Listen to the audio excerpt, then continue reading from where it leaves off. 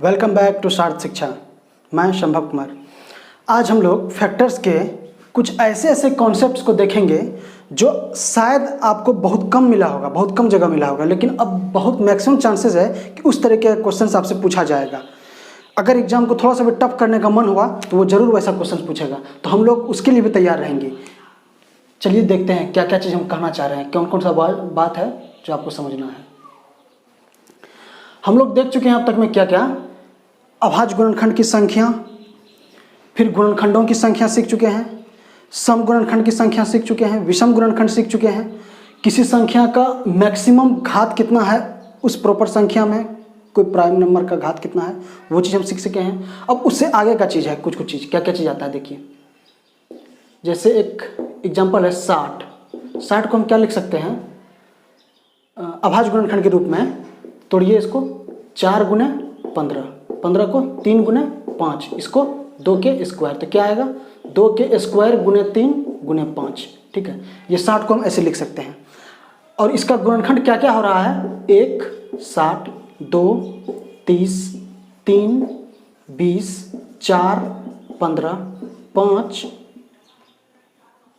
12, 6 10। ठीक है, और कुछ आएगा, ठीक है इतना तक आएगा, 8 से नहीं कटेगा। कितना आ गया, 1 2 3 2 5 दूना 10, 1 2 3 4 5 6। ठीक है, 12 का 12 गुणनखंड आ गया। टोटल गुणनखंडों की संख्या 12 गुणनखंड। ये कैसे किए हैं, 3 गुने 2 गुने 2 से पावर में 1 जोड़ करके आंसर ले आए हैं। ठीक है, अब देखिए 10 गुणनखंड है। आपसे इसमें क्वेश्चंस क्या क्या पूछ सकता है। अगर ये गुणनखंड आपके पास अवेलेबल है, आपके मन में कुछ आएगा विचार कि क्या क्या चीज़ हम इससे पूछ सकते हैं। इससे हम पूछ सकते हैं सम गुणनखंड की संख्या, वो आप निकालने सीख चुके हैं। आपसे पूछ सकता है विषम गुणनखंड की संख्या, वो भी निकालने सीख चुके हैं। अब आप उसके मन में क्या आएगा कि क्यों ना हम सबको एक बार जोड़ दें। सबको जोड़ देंगे तो कितना वैल्यू आएगा, तो मतलब कि आपसे क्वेश्चन पूछ सकता है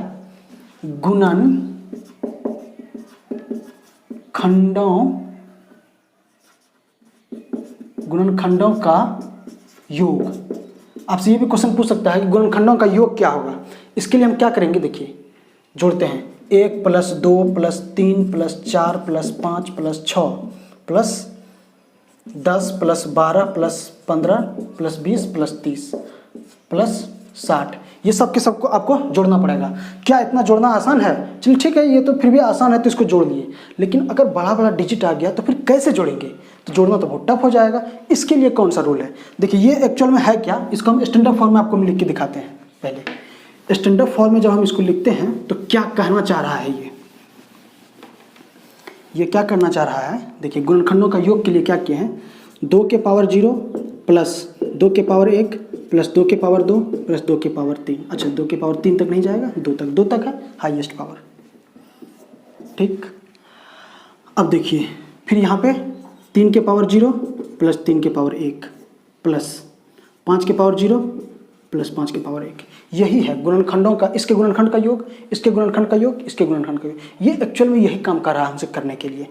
तो देखिए आप ये प्रोसेस कीजिए, ऐसा भी काम कीजिए, ऐसा भी काम कीजिए, आपको टाइम बहुत लगेगा और मेहनत भी बहुत है जोड़ने में। हम इसके लिए एक रेडीमेड फॉर्मूला आपको बताते हैं। फॉर्मूला है, इसको याद ही रखना पड़ेगा, दूसरा कोई तरीका नहीं है। क्या करेंगे, पहले 2 लिख लिए -1, ठीक है, बट है यहाँ भी क्या करेंगे 2 - 1, ठीक है। फिर उसके बाद लीजिए यहाँ गुणे किए, फिर क्या करेंगे जो अभाज्य संख्या है 3 - 1 बटा 3 - 1 गुना 5 - 1 बटा 5 - 1। आपके साथ 2 - 1 बटा 2 - 1, 3 - 1 बटा, ये तो कट के एक आ गया। तो देखिए ये फॉर्मूला नहीं है, ये आपको याद रखने के लिए हम कर रहे हैं। सिर्फ जो अभाज्य संख्या -1 कर लिए। अब देखिए इसका जो पावर है ये क्या है 2, हम 2 + 1 यहाँ लिख देंगे। क्या करेंगे 2 + 1, इसमें 1 + 1, इसमें 1 + 1। ठीक, समझ रहे हैं क्या क्या हो रहा है। अब इसको हम कैलकुलेट कर सकते हैं, 2 दूना 4 दूना 8 - 1 7 हो गया।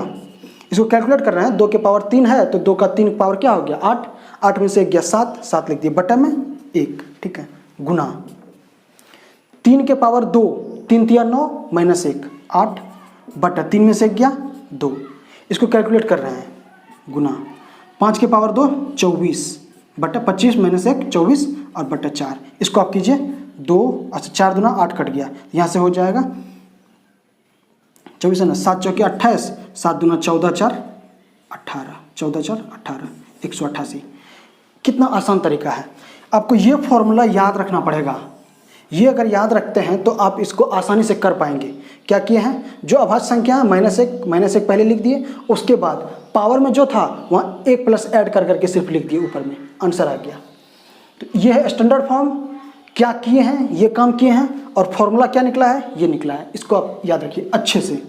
अब देखिए उसके दिमाग में सिर्फ यहाँ चीज़ नहीं रुका, उसके दिमाग में ये भी चीज़ आया कि जब हम सम गुणनखंड का संख्या पूछे थे तो क्यों ना हम सम गुणनखंड का भी योग इससे पूछ लें। तो आपसे सम गुणनखंड का भी योग पूछ सकता है।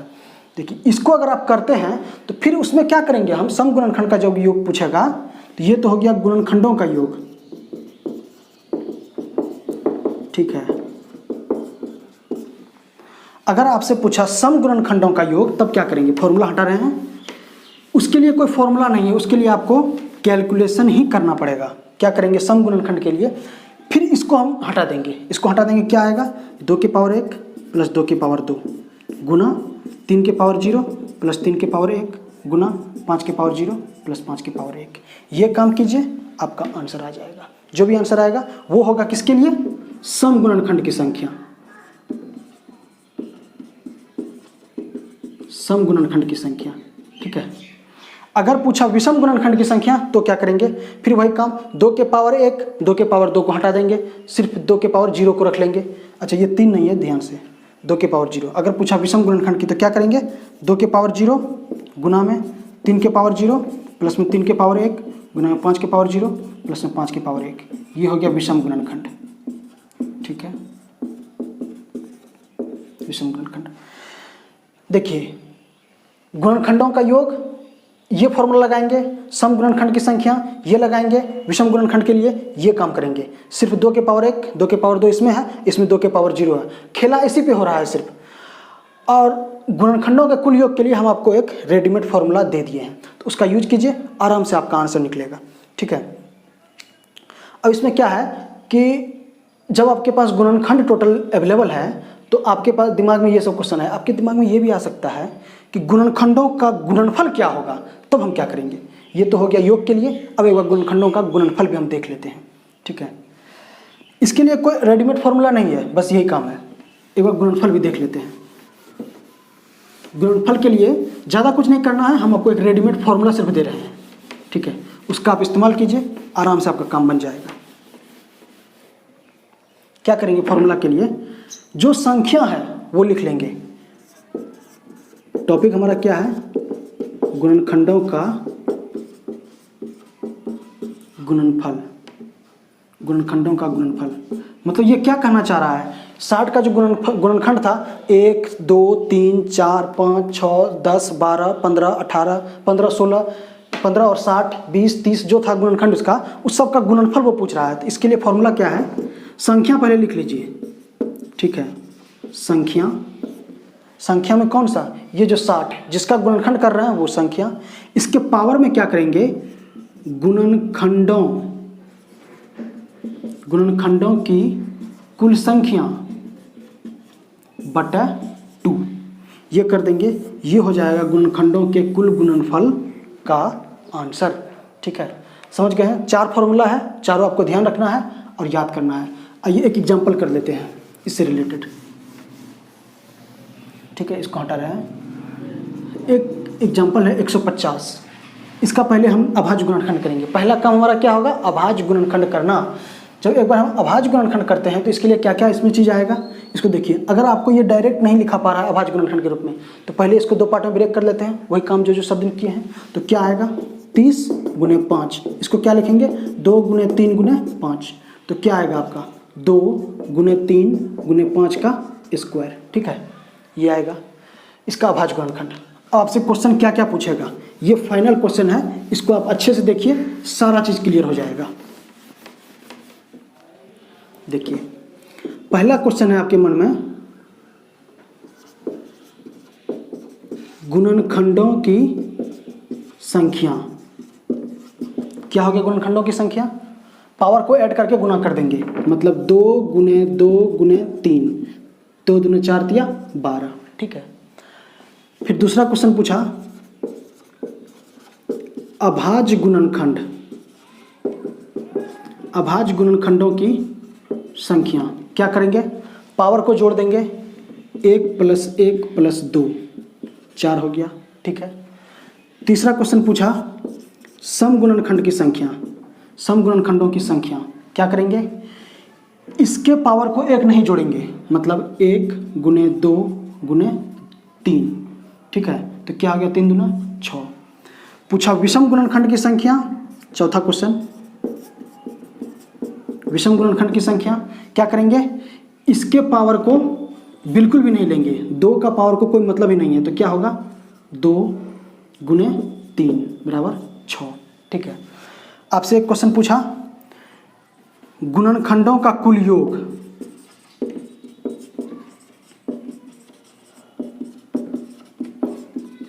क्या किए, फॉर्मूला आपको पता है, क्या करेंगे, सभी को माइनस माइनस करके लिखेंगे, यहाँ लिख देते हैं, ठीक है।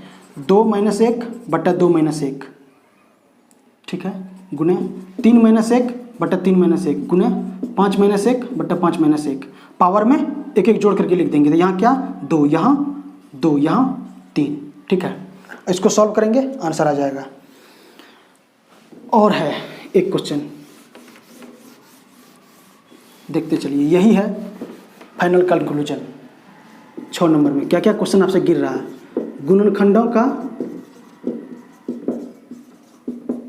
गुणनफल। क्या करेंगे, संख्या है 150, पावर में गुणनखंडों के कुल संख्या का बट्टा 2, कुल संख्या कितना आया था 12/2, मतलब 150 के पावर 6, ये हो गया आंसर, ठीक है। चीज़ देखिए कैसे कैसे डेवलप हो रहा है। इसको सॉल्व करना आसान, भारी काम नहीं है, इसको सॉल्व करना भारी काम नहीं है। 2 दूना 4 - 1, 3 गुना 3 तिया 9 - 1, 8/2, 4 गुने 5 25 पंचे 125 - 1, 124/4, 124/4 करेंगे तो 31, इसको गुना कर दीजिए, 4 तिया 12, 1 कम 12 का 2, हाथ में 1, 12 तिया 36, 1 37, ये हो जाएगा आपका आंसर, ठीक है। कैलकुलेशन सिर्फ फास्ट रखना है, काम हो जाएगा। चलिए, आपसे ये पूछ लिया। अब आपसे क्वेश्चन पूछा कि 2 का अधिकतम घात क्या है, 2 का अधिकतम घात बना सकते हैं, 1 होगा। क्वेश्चन पूछेगा 5 का अधिकतम घात, क्या करेंगे 2 होगा। इस तरीके से सारा क्वेश्चन आपसे पूछा जाएगा और आप इसको आराम से कर पाएंगे, ठीक है। एक एग्जांपल और देख लीजिए, एग्जांपल है 210। इसका हम पहले गुणनखंड करते हैं। क्या करेंगे, 30 गुने 7, ये तो कर सकते हैं। 30 गुने 7 का मतलब 2 गुने 3 गुने 5, क्या क्या आ गया 2 गुने 3 गुने 5 गुने 7, ठीक है। ये हो गया इसका अभाज्य गुणनखंड। अभाज्य गुणनखंड आया, पूछा गुणनखंडों की कुल संख्या, अभाज्य गुणनखंडों की कुल संख्या, सारा क्वेश्चन वही है, आप आराम से आंसर कर पाएंगे। अभाज्य गुणनखंड की संख्या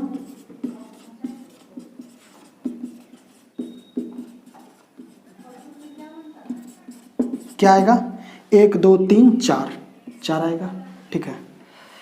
सारा क्वेश्चन वही है। ओह, ये तो मैंने चीज मिटा दी है, ठीक है, लिख लीजिए 210, 2 गुने 3 गुने 7 गुने 5, ठीक है। 2 का अधिकतम घात इसमें पूछेगा तो क्या होगा, एक आंसर, इसको हटा देते हैं, ठीक है। यही है आपका एग्जाम्पल, इससे रिलेटेड क्वेश्चन है। 2 का अधिकतम घात 1, इससे रिलेटेड क्वेश्चन है 5 का अधिकतम घात, तो आप क्या कहेंगे, एक आंसर हो जाएगा। इसी से रिलेटेड क्वेश्चन है कि इसके गुणनखंडों का गुणनफल क्या होगा, तो क्या करेंगे, सिर्फ हम इसको हटा देंगे, 210 आएगा संख्या, और इसके पावर में क्या आएगा, गुणनखंडों की संख्या बटा 2, तो यहाँ गुणनखंडों की संख्या कितना होगा, ये भी हम निकाल लेते हैं। गुणनखंडों की संख्या, ये क्या हो गया, सबका पावर को 1 जोड़ करके गुना कर देंगे, मतलब 2 गुने 2 गुने 2 गुने 2, 4 संख्या है ना, 3 4, तो 2 दूना 4 दूना 8 दूना 16, तो क्या होगा 210/16/2, ठीक है, यही 16/2, मतलब यहाँ पे क्या आएगा 8, ये हो गया आंसर। इस तरीके से आपसे सारा क्वेश्चंस पूछा जाएगा। अब आप गुणनखंड से रिलेटेड जो भी क्वेश्चंस है आप उसको आराम से अटेम्प्ट कर सकते हैं। बनाइए, ज़रूर बनेगा और बहुत अच्छे से बना पाएंगे आप। ठीक है, आज का काम हम यहीं समाप्त करते हैं। अब मिलते हैं नेक्स्ट वीडियो में। धन्यवाद।